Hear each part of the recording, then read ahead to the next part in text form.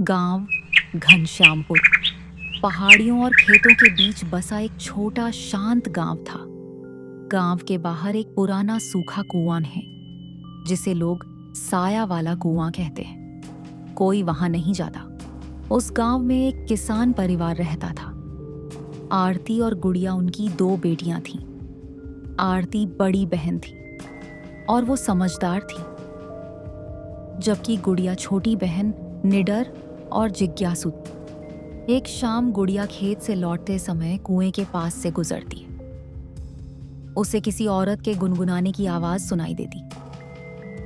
वो डर जाती, लेकिन आरती से कहती है, दीदी, उस कुएं में कोई है? कोई हमें बुला रहा था। आरती हंसती है, लेकिन उस समय गुड़िया की आंखों में डर और जिज्ञासा दोनों थी।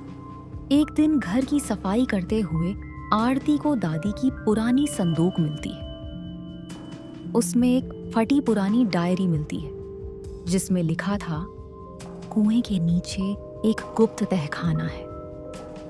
वहां कुछ ऐसा छिपा है जो भविष्य में गांव को रोशनी दे सकता था। लेकिन लालच और डर ने उसे अंधेरे में धकेल दिया।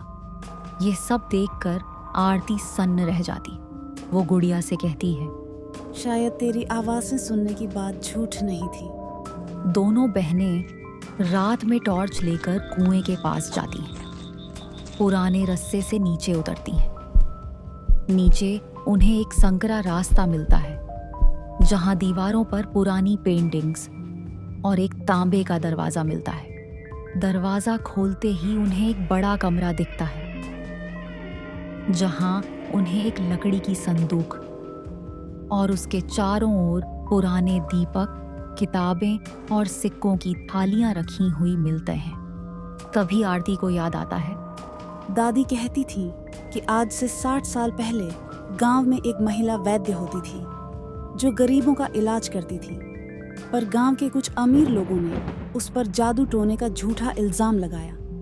उसे गांव से निकाल दिया गया। वही महिला इस तहखाने की असली रक्षक थी। उसने गांव के भविष्य के लिए जड़ी बूटियों की किताबें और औषधियां छिपा दी ताकि एक दिन सही लोग उसे फिर से खोज सकें। आरती और गुड़िया अगले दिन गांव के मुखिया के पास जाती हैं और सब कुछ बताती हैं। पहले कोई नहीं मानता, पर वह दोनों उन्हें वहां ले जाती हैं। जब गांव वालों को सच्चाई का पता चलता है तो वे स्त्री के योगदान और गलत इल्जाम के लिए पश्चाताप करते हैं। गांव में अब उसी स्थान पर एक चिकित्सालय खोला जाता है जहां उसी वैद्य की किताबों और औषधियों से अब गांव के लोगों का इलाज होता है। गुड़िया पूछती है, दीदी, अब कुएं से कोई आवाज नहीं आती।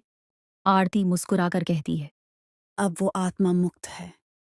वो जानती है कि उसकी मेहनत अब जिंदा है।